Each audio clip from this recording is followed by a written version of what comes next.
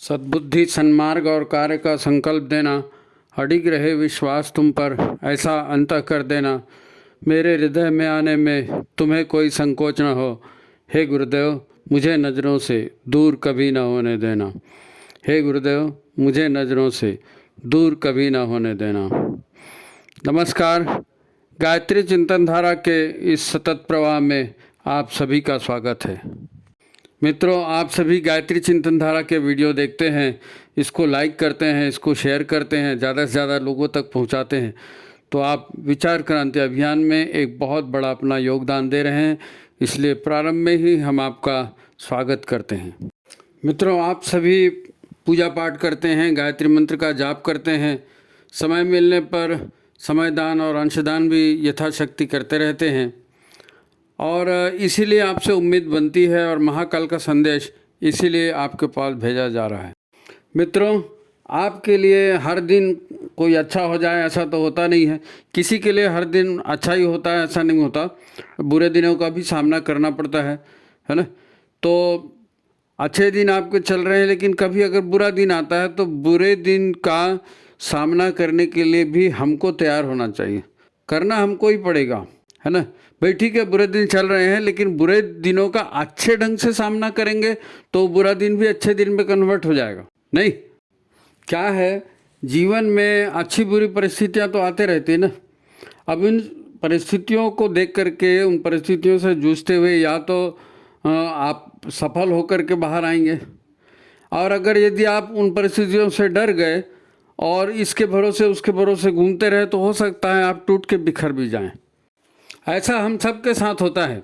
हम सब लोग देखते हैं, अरे ये परिस्थिति आ गई, अब क्या किया जाए। अब जो भी हमारे पास संचित ज्ञान है, जो भी अनुभव है, उसके आधार पर हम काम करने की कोशिश करते हैं। फिर नहीं बनता है तो इसको बोलो उसको बोलो, हो ही जाता है ना। नहीं तो छोड़ देते हैं कि नहीं भगवान करेंगे, गुरुदेव करेंगे, गुरुदेव के भरोसे छोड़ दिया, गुरुदेव आप इसको देख लो। अब उन्होंने कह दिया कि हम आपका काम करेंगे, तो हम ये सोचते हैं कि भाई चलो गुरुदेव हमारा काम कर देंगे, हे गुरुदेव आप इसको देख लो, हे भगवान इसको आप देख लो। लेकिन भगवान और गुरुदेव के साथ भी एक बहुत बड़ी मजबूरी है। भाई मजबूरी है, सभी के लिए मजबूरी होती है ना। गुरुदेव के लिए भी मजबूरी है, भगवान के लिए भी मजबूरी है। हालांकि उन्होंने प्रॉमिस किया है कि हम आपका काम करेंगे। भगवान भी भक्तों का काम करते हैं, अपने बच्चों का काम करते हैं, हम सभी मनुष्यों का क्या, हर जीव प्राणी का काम करते हैं। लेकिन हर चीज़ की एक सीमा है, हर चीज़ की एक सीमा है। देखो, आप एक उदाहरण से समझो कि परमात्मा ने वचन दिया है, भगवान ने वचन दिया है कि जब जब बुरे दिन आएंगे तो मैं आऊँगा, अवतार लूँगा और सज्जनों का उद्धार करूँगा और दुष्टों का जो है विनाश करूँगा। अब ये भगवान का प्रॉमिस है, गीता में दिया है, हम इसको मानते भी हैं। लेकिन इसके बावजूद आप एक चीज़ को देखिए कि हर काम भगवान स्वयं नहीं करते हर काम। और पहले किसी समय में, जब बहुत के पुराने युग में जब जनसंख्या वगैरह बहुत कम थी, या त्रेता युग का या सतयुग की बात करिए, तो उस समय भगवान स्वयं अवतार लेते थे और दुष्टों का विनाश स्वयं करते थे। लेकिन रामायण से, राम जी के काल से आप इस परिस्थिति को बदला हुआ देखेंगे। राम जी के पहले कच्छा अवतार, मत्स्य अवतार, वामन अवतार, नरसिंह अवतार, इस तरह के अवतार हुए थे ना। तो परमात्मा ने अकेला सीधे आकर के और असुरों का विनाश कर दिया था? नहीं। लेकिन त्रेता युग से परिस्थितियां बदली हैं। त्रेता युग में ऋषि आए, ऋषियों ने भगवान राम का मार्गदर्शन किया, देव शक्तियों ने मार्गदर्शन किया, देवताओं ने और भगवान राम को अस्त्र शस्त्र भी दिए। ये सारा आप जानते हैं। तो इसमें एक बड़ी बात क्या हुई, इसमें बड़ी बात ये हुई कि एक सामूहिक शक्ति का गठन किया गया। अब भगवान राम तो ईश्वर के अवतार थे, वो चाहते तो वहीं अयोध्या में बैठे बैठे भगवान रावण को ख़त्म कर सकते थे। कोई वनवास जाने की ज़रूरत नहीं थी, कोई सीता जी को परेशान करने की ज़रूरत नहीं थी। लेकिन उन्होंने ऐसा नहीं किया, उन्होंने सबका सहयोग लिया।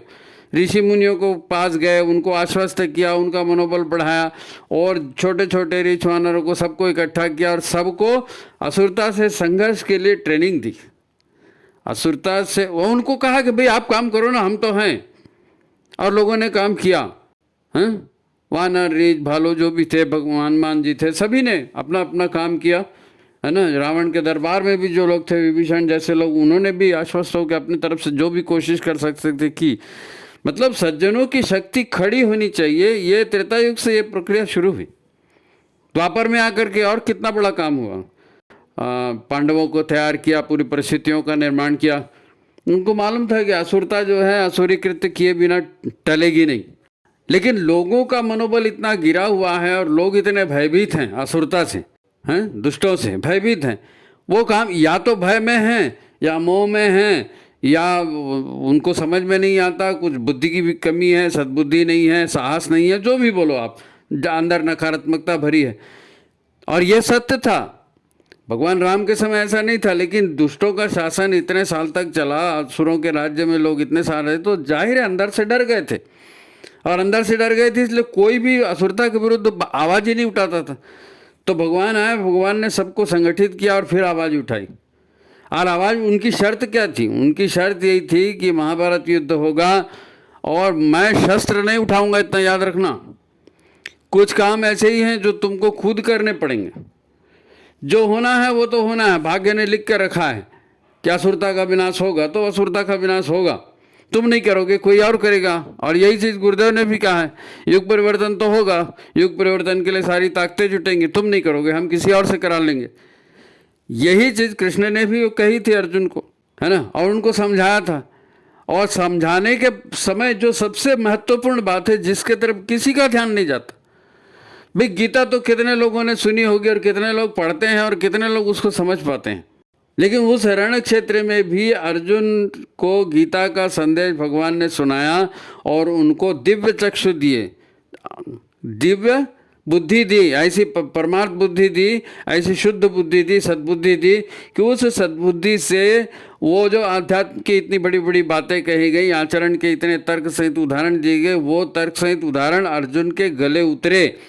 अर्जुन ने उनको समझा और अपना कर्तव्य निभाया। भगवान ने अस्त्र नहीं उठाया, उन्होंने अर्जुन को ही प्रेरित किया और उनको कहा, उनको सद्बुद्धि दी। जैसे आप गुरुदेव ने कहा ना, भाई हम आपको गायत्री दे रहे हैं, हम आपको यज्ञ दे रहे हैं, हम आपको सद्बुद्धि दे रहे हैं और सन्मार्ग पर चलने की प्रेरणा दे रहे हैं। तो यही दोनों, यज्ञ और गायत्री का ही तो बात है उसमें भी, गीता में भी, है ना। अर्जुन को तैयार किया गया।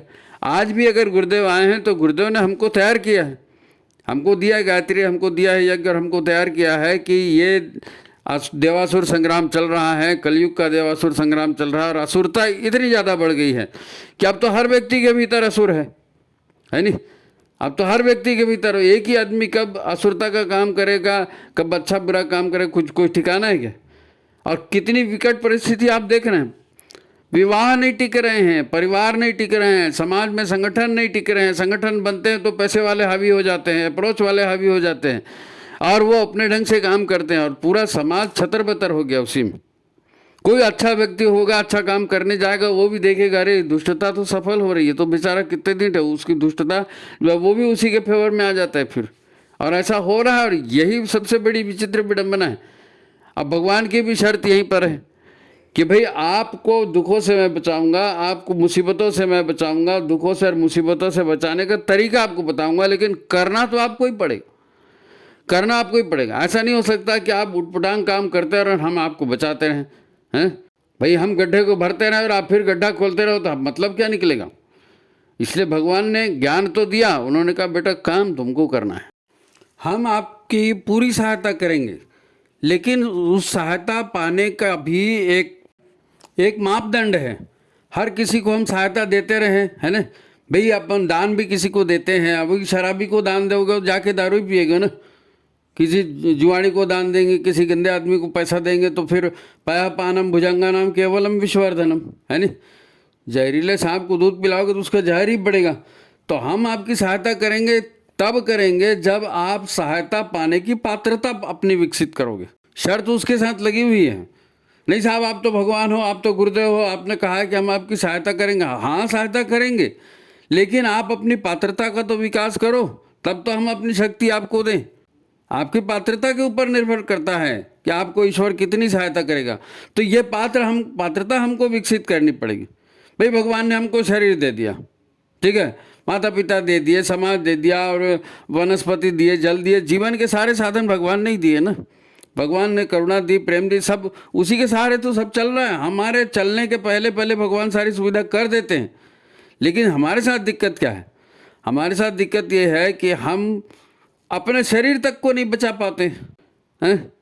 भगवान ने शरीर दिया, अच्छा खासा शरीर दिया, और विकसित होता हुआ शरीर दिया, प्राण दिया। योगी ऋषि आए, उन्होंने वेद दिया, उन्होंने गुरुदेव ने भी अपना साहित्य लिखा, और ऋषियों ने योग का मार्ग बताया कि भाई आप ईश्वर के साथ योग करके चलिए तो ईश्वर आपकी सहायता करते चलेंगे। ये पात्रता बढ़ाने ही वाली काम तो है ना। योग करेंगे पात्रता बढ़ेगी, प्राणायाम करेंगे पात्रता बढ़ेगी, शरीर को ठीक रखेंगे पात्रता बढ़ेगी, विचारों को ठीक रखेंगे पात्रता बढ़ेगी, लोक सेवा करेंगे, और जितने आप काम करेंगे उतना अनुभव बढ़ेगा, आप उतनी आपकी पात्रता बढ़ेगी। ये तो स्वयं सिद्ध है, ये होता है। लेकिन हमारी गाड़ी यहीं अटक जाती है।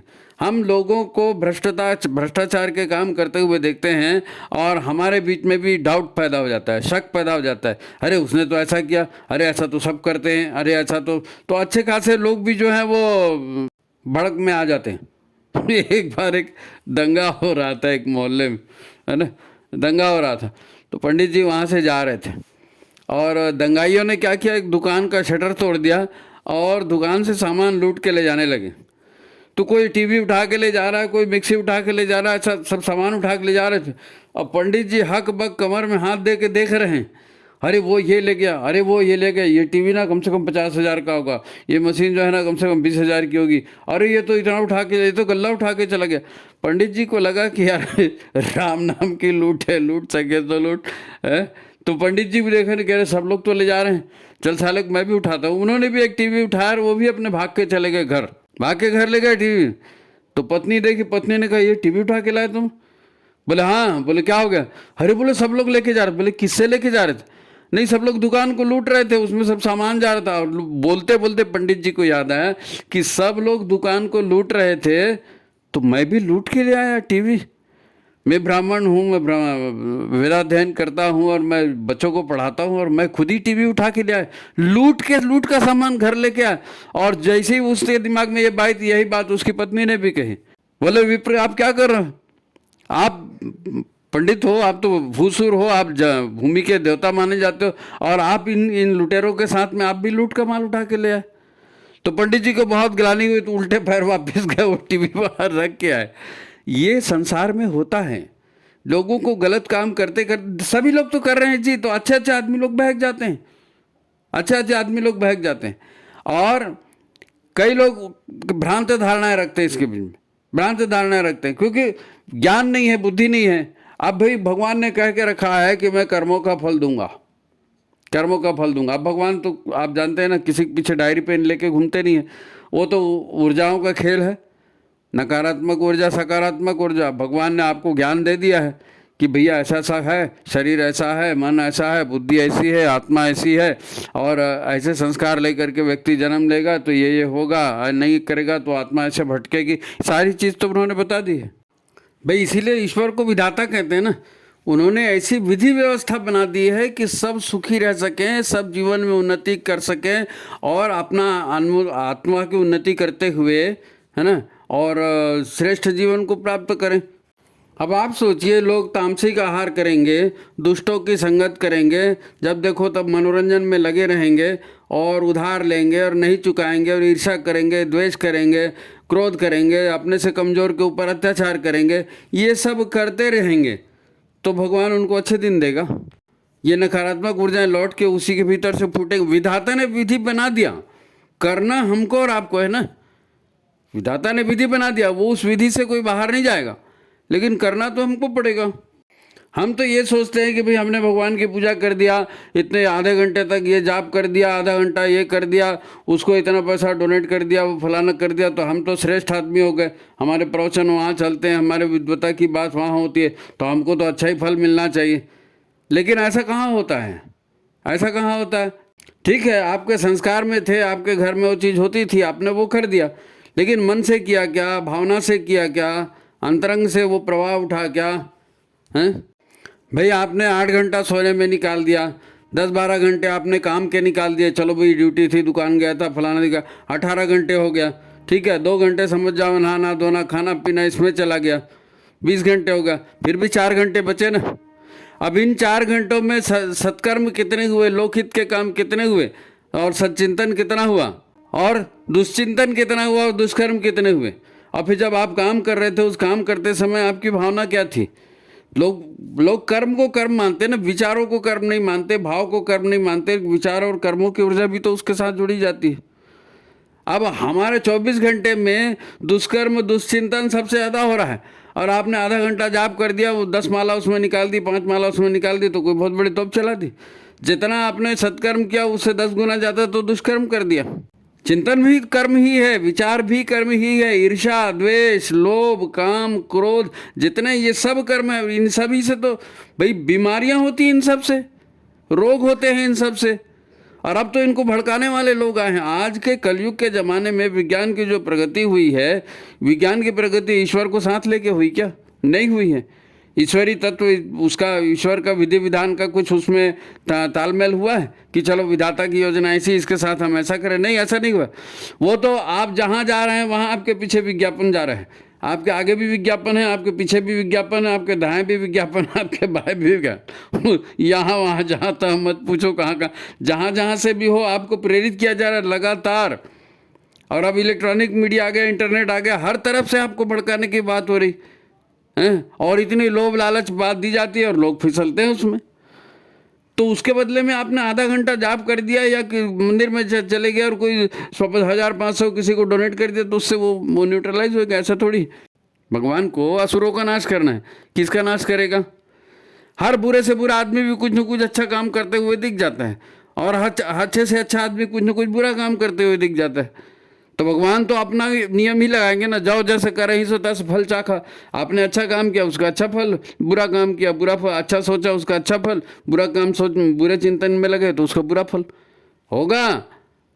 ये विज्ञापनबाजी के चक्कर में लोग तो ऐसा करते हैं, समाज तो ऐसा करते हैं, यही कर करके हमने अपना जीवन शैली खराब कर दिया, अपनी दिनचर्या खराब कर दी, अपना शरीर खराब कर दिया, अपना परिवार खराब कर दिया, अपना समाज खराब कर दिया, और अब ये कह रहे हैं कि दुनिया खराब है। अरे तो दुनिया खराब है तो खराब किसने की? ये तुम्हारे हमारे जैसे लोगों ने ही तो की। तुम्हारे हमारे तुलसीदास जी ने जो है ना इस विषय पर बहुत बहुत सुंदर वर्णन लिखा हुआ है रामचरितमानस में। भाई मन के विकार जो हैं शरीर के विकार बन जाते हैं, है ना, और शरीर के विकार फिर परिवार में उतरते हैं, समाज में उतरते हैं। सबसे पहले देखो सूक्ष्म से स्थूल बनता है ना, तो शरीर अच्छा है या समाज अच्छा है तो विचार अच्छे होंगे तभी होगा। अब विचार खराब है, चिंतन खराब है, भावना खराब है, तो फिर उसकी शुरुआत भी वैसी ही होगी। शरीर खराब हो जाएगा, परिवार खराब हो जाएगा, समाज खराब हो जाएगा। आज यही तो हुआ है। मानस रोग जो हैं ये स्थूल में बाद में आते हैं, मन में पहले आते हैं, विचार में पहले आते हैं, भावना में पहले आते हैं। विचार और भावनाएं प्रदूषित होती है तब तो फिर मन प्रदूषित होता है, सारे काम होते हैं। तुलसीदास जी ने बड़ी सुंदर लाइनें लिखी है, मैं सुना देता हूँ आपको, है ना। सुनहु तात अब मानस रोगा, जिनते दुख पावहि सब लोगा। बता रहे तुलसीदास जी, वो काकभूषुंडी जी का और उनको संवाद है ना, तो उसमें काकभूषुंडी जी बता रहे हैं, सुनहु तात अब मानस रोगा। मानस रोगा मतलब मेंटल डिसीज, है नी, इमोशनल और मेंटल डिसीज। दूसरे शब्दों में कहें तो इमोशनल और मेंटल डिसऑर्डर है ना। मोह सकल व्याधिन कर मूला। जितने भी दुष्टता के काम में, बुरे काम में, उन सब का मूल आधार मोह है। मोह, राग और द्वेष कहते हैं ना, राग और द्वेष कहते हैं ना, राग वो मोह वाला ही काम है ये, है ना। तो मोह सकल व्याधिन कर मूला, तिनते पुनि उपजहि बहुसूला। काम वात कफ लोभ अपारा। काम वात है ना, कामनाओं की वृद्धि से क्या होता है, शरीर में वात का प्रकोप बढ़ता है। कफ अगर शरीर में बढ़ जाए तो क्या होता है, लोभ और अपारा बढ़ता है, लोभ अपारा बढ़ता है ना। लोभ वही काम से वात बढ़ेगा, और कब से लोभ बढ़ेगा, और क्रोध, जिसका क्रोध बढ़ जाएगा तो उसके पित्त में खराबी आ जाएगी। पित्त जलन पैदा करता है, छाती जलेगी, हाथ पैर में जलन होगी, है नहीं भाई। काम वासना मतलब क्या, वात यानी वायु, वायु रोग बढ़ाती है, गैस बढ़ाती है, बढ़ता है ना आदमी की गैस बढ़ती है ना, हैं, एसिडिटी बढ़ती है, गैस बढ़ती है। ये काम वासना का चिंतन लगातार करेगा, उसी के लोगों के बीच में लगातार रहेगा तो जीवन में डिसऑर्डर हो जाता है। लोभ लालच भाई कफ और प्रवृत्ति को बढ़ाते हैं, और कफ जनित जितने भी रोग हैं, फेफड़े जनित रोग हैं, और ये सारे उसी में आ जाते हैं। अब क्रोध तो आप जानते ही हैं, क्रोध को तो सब बदनाम कर दिए हैं। क्रोध से पित्त बढ़ता है, पित्त से जलन पैदा होती है। भाई ये षड विकार कहें ना, षड विकार, 6 विकार, काम, क्रोध, मद, मतलब मैं हिंदी में ही उसको बताता हूँ। काम वासना, क्रोध यानी गुस्सा, मद यानी घमंड, मात्सर्य कहते हैं ना, मात्सर्य ईर्ष्या को बोलते हैं, जलन, डाह, द्वेष, जेलेसी यानी मात्सर्य, लोभ, लालच, ये भी मिल जाए, वो भी मिल जाए, वो भी मिल जाए, और मोह, अंधा मोह, पुत्र मोह, पत्नी मोह, धन मोह, संपत्ति मोह, ये सारे, ये षड विकार, ये मन के रोग, ये रोग पहले मन में पैदा होते हैं। और आज ये जितनी विज्ञापनबाजी होती है, ये सब क्या करते हैं, मनों को ही तो उत्तेजित करते हैं। मन को ही बताते हैं, नहीं हमारे पास ऐसी गाड़ी होनी चाहिए, नहीं ऐसा खाना पीना चाहिए, नहीं इस बार हैप्पी बर्थडे उस होटल में मनाएंगे, और नहीं इस बार ये करेंगे। मन की कामनाओं को कौन बढ़ा रहा है? भाई जब आप गुरुदेव का काम कर रहे हैं, गायत्री को लेके घर घर जा रहे हैं, तो असुर चुपचाप बैठे क्या? असुर भी आए, वो विज्ञापन लेके घर घर में जा रहे हैं। अब उन्होंने तो आपका पूरा खाना पीना जहर कर दिया है, परिवार जहर कर दिया, जहाँ देखो वहाँ से जहर अंदर जा रहा है। अब इसको भगवान कैसे दूर करेंगे? अब इसको गुरुदेव कैसे दूर करेंगे? गुरुदेव इसको तो कैसे दूर करेंगे? अब गुरुदेव ने 3200 किताबें लिखी, कौन पढ़ रहा है उसको, कौन देख रहा है, कौन उसके हिसाब से चल रहा है? लोग चलना तो छोड़ दीजिए, वो तो बस शक्तिपीठ में पैसा दे दिए, 2 माला जाप कर दिए तो हो गया। ये काम भगवान के करने का नहीं है, ये मनुष्य को स्वयं करना है। भाई कृष्ण ने गीता का ज्ञान दिया ना, करना अर्जुन को पड़ा। भगवान गुरुदेव आए, गुरुदेव ने साधन दिए, गायत्री दिया, सद्बुद्धि दिया, साहित्य दिया, सब दिया, करना हमको है। अब वो नहीं कर रहे हैं, तो सारी दुनिया से मानवता का नाश हो रहा है। एटम बम फूटे या ना फूटे, हाइड्रोजन बम फूटे या ना फूटे, हर दूसरा व्यक्ति बीमार है, नहीं है? इतना हार्ट की डिसीज़ बढ़ गई, शुगर बढ़ गया, लीवर की बीमारियां बढ़ गई, किडनी की बीमारियां बढ़ गई, त्वचा के रोग बढ़ गए, मेंटल डिसीज़ बढ़ गए। ये जितने भी रोग हैं पहले सूक्ष्म में पैदा हुए ना, आपकी बुद्धि को विकृत कर दिए। भाई आज आप सारा काम पैसे पर आ गया, पैसे के लिए फिर आपने कहा पैसा होना चाहिए, तो पैसे के लिए जितने उल्टे सीधे धंधे अब लोग कर रहे हैं, उल्टे सीधे तो हम भी कर रहे हैं। अब सुबह 3 बजे की ड्यूटी है, रात को 12 बजे की ड्यूटी है, कभी दिन का है, कभी उसका है, तो उठपुटांग टाइम में जगना, उठपुटांग टाइम में सोना, और करना क्या है? सबसे ज़्यादा पैसा जाता है मकान के किराए में, उसके बाद सबसे ज़्यादा पैसा जाता है तो घोड़ा गाड़ी में, हैं, ट्रैवलिंग में। भाई पेट्रोल डलाते हो नहीं डलाते? और उसके बाद जो जाता है, चूँकि शरीर खराब हो गया तो उसके बाद दवाइयों में जाता है। अब बचा खुचा जब खाने में खर्चा करने जाते तो खाने में शौक पूरा करते हैं, उसमें भी गलत शौक पूरा करते, तो और बीमारियां ही बढ़ती हैं, और पैसे की ही ज़रूरत पड़ती है। और पैसा पैसा पैसा पैसा, सबके दिमाग में पैसा भर गया। जाने मैंने पैसा नहीं होगा तो जिंदगी ही नहीं होगी। लेकिन अब क्या है भाई, गायत्री आप लेकर के जा रहे हो तो असुर जो हैं वो दुर्बुद्धि लेकर के जा रहे हैं, मनोविकार लेकर के जा रहे हैं, और हम सब उसमें घिरे हुए हैं। अब एक एक व्यक्ति को हथियार स्वयं उठाना पड़ेगा। साधना वो हथियार है, साधना के हथियार से आप अपने आप को सन्मार्ग पर लाओगे, और साधना आपकी अधूरी रहेगी, अज्ञान आपके पास रहेगा। भाई ये बोलना बहुत आसान है, तत्सवितुर्वरेण्यम भर्गो देवस्य धीमहि धियो न प्रचोदयात्। आपने बोला ठीक है, बहुत अच्छा किया, अनुष्ठान किया, वो भी बहुत अच्छा किया, लेकिन प्रैक्टिकली कौन करेगा उसको? सद्बुद्धि के आधार पर व्यवहार कौन करेगा? व्यवहार तो लोग विज्ञापन को देख के करते हैं, लोगों को देख करके करते हैं, रिश्तेदारों को देख के करते हैं, पड़ोसी को देख के करते हैं, गुरु को देख करके, ईश्वर की इच्छा को देख करके व्यवहार कौन करता है? भाई ईश्वर किसकी रक्षा करेंगे? जो विधान से, ईश्वरीय विधान से चलेगा, और ईश्वरीय विधान से नहीं चलेगा तो उसका विनाश होना ही होना है। भाई असुरता किसको बोलते हैं? जो ईश्वरीय विधान को नहीं मानता वो असुर है, उसका विनाश करने का बोल दिया। अब भगवान की ये मजबूरी है, गुरु की ये मजबूरी है कि वो हमारी रक्षा कैसे करे, हमारे और आपकी रक्षा कैसे करें। आप हम वहाँ जा रहे हैं, भगवान को भाई 1.25 किलो अपने पेड़ा चढ़ा दिया, नारियल चढ़ा दिया, बत्ती चढ़ा दिया, बोल दिया भगवान मेरे घर की पत्नी ऐसा करती है, पति ऐसा करती है, बच्चा ऐसा करते है, आप इसको सुधार दो। आप कैसे सुधारेगा? वो 100 रुपये का वो 1.25 किलो तुम्हारा पेड़ा चढ़ा दिया, नारियल चढ़ा दिया, उसके बदले में वो कर देगा, बनिया समझ के रखा है। ऐसा नहीं होता, लेकिन वो माहौल बना दिया गया है, वो माहौल बना दिया। इस माहौल से बाहर निकलना है। भी मैंने उदाहरण दिया ना कि वो दंगे हो रहे थे, लूट का माल लोग लूट के ले जा रहे थे, तो पंडित जी लूट करके और टीवी घर में लेके आ गए। तो हमारे और आपकी कहानी है ये। हम और आप भी दुष्टता की निंदा करते हुए काम वही कर रहे हैं। चिंतन वही हो रहा है। हमारा मान्यता ये हो गई कि किसी ने नहीं देखा ना, प्रूफ क्या है कि हमने किया। अरे प्रूफ क्या है, किसने क्या, कौन देखे, देखना जरूरी क्या? ईश्वर को देखने की जरूरत नहीं पड़ती। ईश्वर ने तो ऑटोमेटिक विधि का विधान है वो। जैसे कर्म हो रहे हैं, जैसी ऊर्जा आप संग्रहित कर रहे हो, वही बीज आपके फलित होंगे, उसी हिसाब से परिणाम आपको मिलेंगे। भाई आज आप किसी भी अच्छे संगठन में जाइए, आध्यात्मिक धार्मिक जो भी आप जिस संगठन को अच्छा मानते हैं उसमें जाइए, तो उसमें क्या दिखता है? पहली बात तो यही दिखेगी, पैसे वालों का बोलबाला है। जो महाराज जी के जो गद्दीदार हैं उनके आसपास जो रहेंगे उनकी बात चलेगी, उनको सुना जाएगा। और दूसरी बात क्या होगा? दूसरा ये होगा कि भाई वो उसकी चमचागिरी कर रहा है, वो उसकी चमचागिरी कर रहा है, वो इससे ईर्ष्या कहता है, नहीं मैं आगे नहीं गया, इसको भी नहीं जाने दूंगा, इसको भी आगे नहीं जाने दूंगी, है ना। स्वार्थ है, लोभ है, ईर्ष्या है और सम्मान की भूख है, मंचमाला माइक बोलते हैं, वो सब आ रहा है। तो अगर मन में वो सब है, फिर आप भगवान का काम कर रहे हो बोलोगे तो ये भगवान का काम कैसे होगा? भगवान वैसा अंदर में है भाई, भावो ही विद्यते देवा तस्मात् भावो ही कारणम।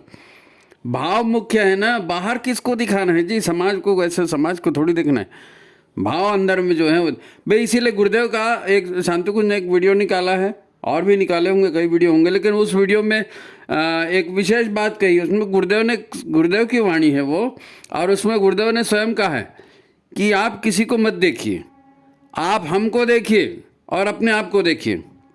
आप हमको देखिए और अपने आप को देखिए, है ना। कौन क्या कर रहा है उधर मत देखो, आप अच्छा काम करते चलो, और हमको ऐसे ही अच्छा काम करने वाले हीरे चाहिए, ऐसे ही हीरो का हार समर्पित करना है भगवान महाकाल को। आप अपनी तरफ से अच्छा काम करती, वो संगठन क्या कर रहा है, पीठ क्या कर रहा है, वो लोग क्या कर रहे हैं, उधर नहीं। आप क्या चिंतन कर रहे हो, आप क्या काम कर रहे हो, आप गुरु के साथ चल रहे हो ना, तो गुरु आपका काम करेंगे। गुरुदेव के इसमें है, स्वयं है, उन्होंने कहा है ऐसे ही हीरे हमको चाहिए। आप तमाम धार्मिक आख्यान पढ़ लें, धार्मिक ग्रंथ पढ़ लें, भगवान स्वयं कहते हैं कि मेरे को निर्मल मन पसंद है, निर्मल निश्चल भावना पसंद है, बच्चों के जैसा।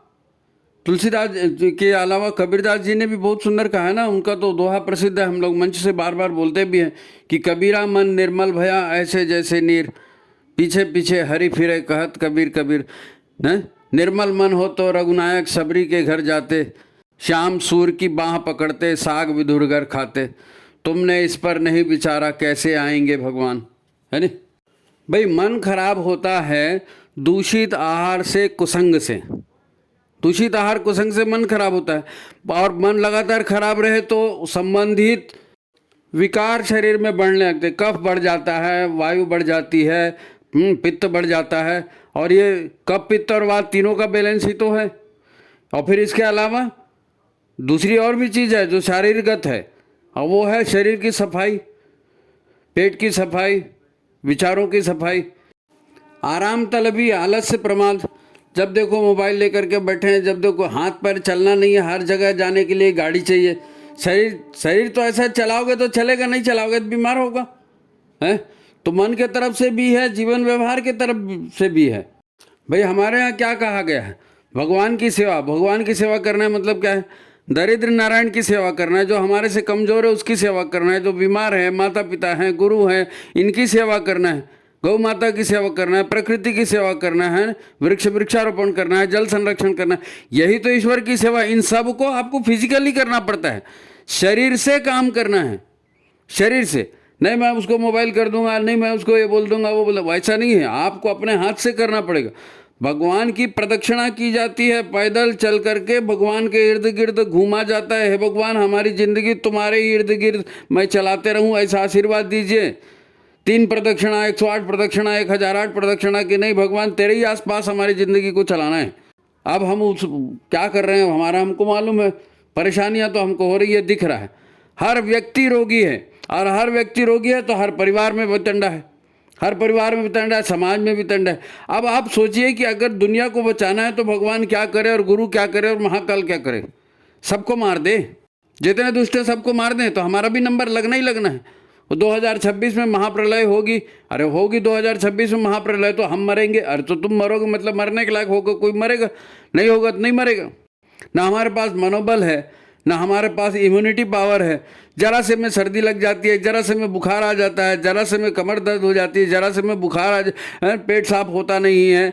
सब सब सारे विकार तो हमने पाल करके रखे हैं। मनुष्यता को बचाना है तो हमको अपने आप को बचाना पड़ेगा ना, हमको अपने आप को बचाना पड़ेगा। हमारे लिए तो स्वस्थ रहना ही मुश्किल है, परिवार में रहना ही मुश्किल है। अब दुष्टता को मारें, अब किसको मारें? त्रेता युग में कैसे मारा भगवान ने, द्वापर में कैसे मारा है? लोगों को तैयार किया ना, गुरुदेव भी आए, गुरुदेव ने हम सबको तैयार किया। अब ये हमारा काम है, हम क्या करेंगे क्या नहीं करेंगे। अगर हम करेंगे तो गुरुदेव का आशीर्वाद हमारे साथ है कि उन्होंने कहा है हमको हीरे का हार महाकाल को देना है। अब आप हीरे बने क्या हैं? हम हीरा बनने के प्रयत्न कर रहे हैं क्या? ये हमारा और गुरु का मामला है, हमारा और भगवान का मामला है। भगवान के साथ जो जुड़ेगा, गुरु के साथ जो जुड़ेगा, वो काहे से माला पहनाने से और कपड़ा चढ़ाने से, धोती चढ़ाने से थोड़ी जुड़ेगा। आपको मन से, शरीर से, बोलते हैं ना तेरा तुझको अर्पण क्या लागे मेरा, है ना। तो सब भगवान का दिया हुआ है, तो सब भगवान की सेवा में लगाना है, उस हिसाब से काम करना है। सबको सब मालूम है जी, लेकिन ये ज्ञान है ना, ये व्यवहार में उतरना बहुत ज़रूरी है। ज्ञान व्यवहार में नहीं उतरेगा तो असुर में और सुर में क्या फ़र्क है बताइए? अच्छे और बुरे आदमी में क्या फ़र्क? एक कोई पाकिस्तानी, अमेरिकी, किसी और दूसरे देश का व्यक्ति होगा, हिंदुस्तान के देश का व्यक्ति हो, व्यक्ति तो सभी एक जैसे है ना। व्यक्ति जो बुरा, अच्छा और बुरा होगा वो कर्मों से होगा, भावनाओं से होगा, विचारों से होगा। और इसीलिए हमारे ऋषियों ने भी इसी में योगदान दिया। उन्होंने, ऋषि ही तो हैं, उन्होंने बताया है कि भाई तुम शरीर नहीं हो, तुम्हारे शरीर को चलाने वाला एक सूक्ष्म शरीर है, और उस सूक्ष्म शरीर में तुम्हारे विचार हैं, तुम्हारी कामनाएं हैं, तुम्हारी भावनाएं हैं, तुम्हारी वासनाएं हैं, और ये तुम्हारा प्रारब्ध में जितना भोग है वो सूक्ष्म शरीर में लेकर के आए हो। और उससे भी एक और सूक्ष्म शरीर और, उसको कारण शरीर बोलते हैं। तो ये कारण शरीर में वो सारी ऊर्जाओं का संकलन है, उसमें से प्रारब्ध निकल करके आता है, तो सूक्ष्म शरीर। तो कारण मेन है, कारण आपको फिर से जन्म लेता है, फिर से जन्म दिलाता है, फिर से आपको पत्नी दिलाएगा, फिर से पति दिलाएगा, फिर से बच्चा दिलाएगा, फिर से जमीन जायदाद, धन दौलत, हारी बीमारी सब फिर से मिलेगा। और तब तक मिलते रहेगा जब तक आप सुधर नहीं जाते। ये तो भगवान की कृपा है। अब भाई आज आपकी जो पत्नी है, हो सकता है कल बेटी बन जाए, हो सकता है कल माँ बन जाए। जो आपका पति है, हो सकता है कल आपका बेटा बन जाए, हो सकता है कल आपका बाप बन जाए। जो दुश्मन है, आपने उससे लिया तो आपको वो ले रहा है आपसे। ये सारा चीज उसमें भाई स्थूल सूक्ष्म कारण शरीर में आप वर्णन करके जाएंगे तो आज भी अधिकांश लोग इसी चिंता में मरे जा रहे हैं कि मेरा कल क्या होगा। कल तुम्हारा कुछ नहीं होगा। अपने आप को सुधारो, अपने जीवन को सुधारो। सुधारो मतलब साधो, साधना है, अपने आप की साधना करना है। देवी देवता सब सधे हुए हैं, अपने आप की साधना करना है।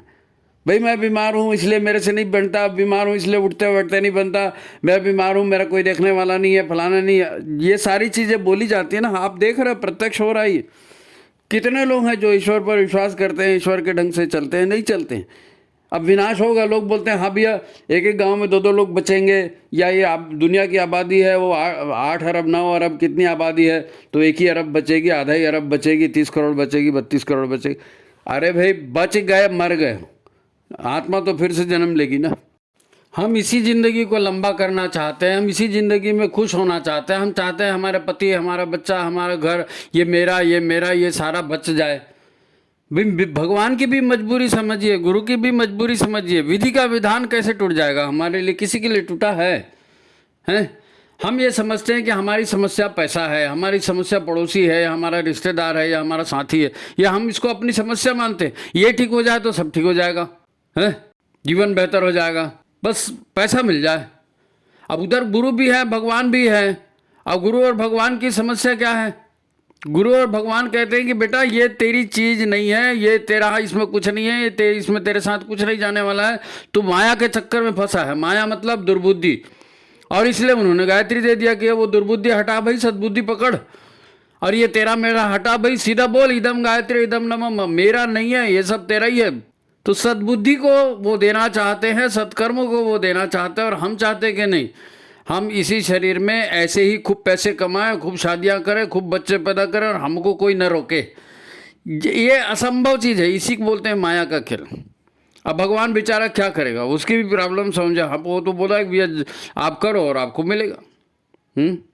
कलयुग की माया है, जो उल्टा है वही अब सीधा दिखता है, और उसी उल्टे को हम सीधा है बोल के बताते हैं, अपने अहंकार से जोड़ लेते हैं, और झगड़ा तो हम ही करते हैं ना, झगड़ा दूसरा कौन करेगा। हमको अपनी दुर्बुद्धि से बड़ा प्रेम है, हमको अपनी दुर्बुद्धि पर बड़ा विश्वास है, हमको अपने पड़ोसियों पर, दोस्तों पर, ज्ञान पर विश्वास है। और गुरु की बात आती है, हाथ जोड़कर नमस्ते करते हैं, साष्टांग दंडवत करते हैं, लेकिन करते वही हैं जो हमारे मन में आता है। अब क्या होगा, अब सोच लो, देख लो क्या है। आज का विषय यही था कि भाई बहुत सारे लोग हैं, बहुत सारी प्रॉब्लम बताते हैं हमको, लेकिन अब क्या करें, गुरुदेव ने जो बताया है वही तो बताएंगे। उस सत्य को स्वीकार करना नहीं, हमको दोनों चीज़ चाहिए, माया और राम दोनों एक साथ, ये तो संभव नहीं है, ये संभव नहीं है। तो ठीक है, आज यही बात समाप्त करते हैं। यदि आपको वीडियो अच्छा लगता है तो वीडियो को लाइक कीजिए, शेयर कीजिए, ज़्यादा से ज़्यादा लोगों तक इस संदेश को पहुंचाइए। युग निर्माण का अंतिम चरण चल रहा है कहना चाहिए, और हम आखिरी समय में सद्भावनाएं लेकर के जाएं, इस दुनिया से जब भी विदा होकर के जाएं, शुद्ध भावनाएं लेकर के जाएं, पवित्र मन लेकर के जाएं। बाकी तो बीवी बच्चे मकान जवान हो तो सब मिलते रहेगा, अगले भी जन्मों में मिलेगा। अरे तो ठीक है। और आपको कोई समस्या होगी, जिस तरह की बातें आती हैं, तो आप अपने जो अड़चने हैं वो बता सकते हैं, और उसका अगर संभव हुआ तो उसके ऊपर वीडियो भी बनाया जाएगा। ठीक है, तो आज की बात यहीं समाप्त करते हैं। उम्मीद है आपको अच्छा लगा होगा, है ना। माता जी की कृपा आपके ऊपर बनी रहे। ठीक है, सभी को प्रणाम, नमस्कार।